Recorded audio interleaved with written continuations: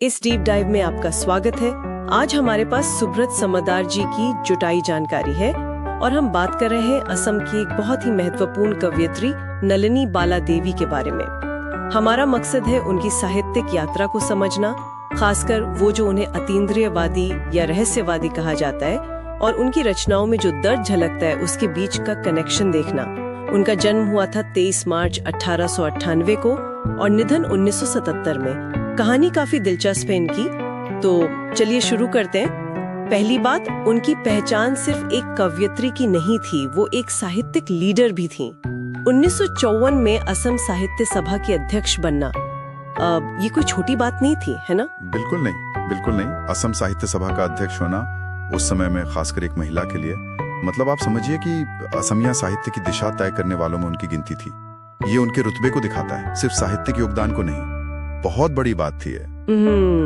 और फिर राष्ट्रीय पहचान भी मिली। देखिए 1958 में पद्मश्री, हाँ। और फिर 1967 में उनकी किताब अलकनंदा के लिए साहित्य अकादमी पुरस्कार। ये तो बड़ी सम्मान है। हाँ बिल्कुल। और दिलचस्प बात यह है ना कि अवार्ड सिर्फ उनकी प्रतिभा की निशानी नहीं है।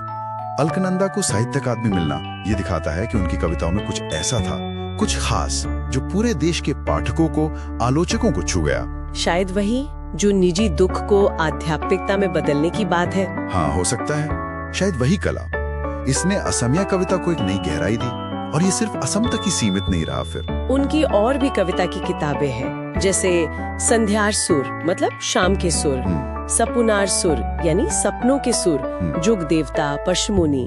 इन नामों में ही एक कोमलता है, दर्शन है। सही कहा। और स्रोत ये भी बताते हैं कि उनकी कविताओं में दुख और दर्द की गहरी छाप है। ये सिर्फ उदासी नहीं है शायद, मतलब वो गहरी भावनाएं हैं जो उनके रहस्यवादी नजरिए को बनाती होंगी।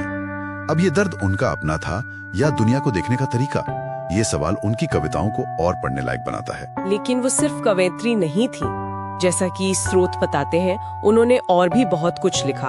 अपनी आत्मकथा लिखी, एरी आहा दिनबूर मतलब बीते हुए दिन। हाँ, ये बहुत महत्वपूर्ण है। शायद इसी में उनके जीवन के उन अनुभवों का जिक्र हो जिनसे उनकी कविता का वो दर्द और रहस्यवाद निकला। निश्चित रूप से। आत्मकथा अक्सर वो खिड़की होती है जहां से हम लेखक के मन को थोड़ा बेहतर समझ पाते हैं। और फिर शांति पथ, स्मृति तीर्थ, विश्वदीपा, ये किताबें भी हैं। ये नाम भी देखिए उनकी आध्यात्मिक खोज की तरफ इशारा करते हैं। ये उनकी अतीन्द्रियवादी छवि से बिल्कुल मेल खाता है। ऐसा लगता है जैसे जीवन के अनुभवों ने उन्हें अंदर देखने पर मजबूर किया। हाँ बिल्कुल।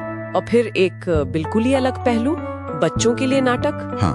पारिजातर अभिषेक, मीराबाई, शेह पूजा, प्रहलाद, ये तो कमाल है। एक तरफ इतनी गहरी, दर्द भरी, रहस्यवादी कविताएं। यही तो उनकी रेंज दिखाता है, उनकी रचनात्मकता की चौड़ाई।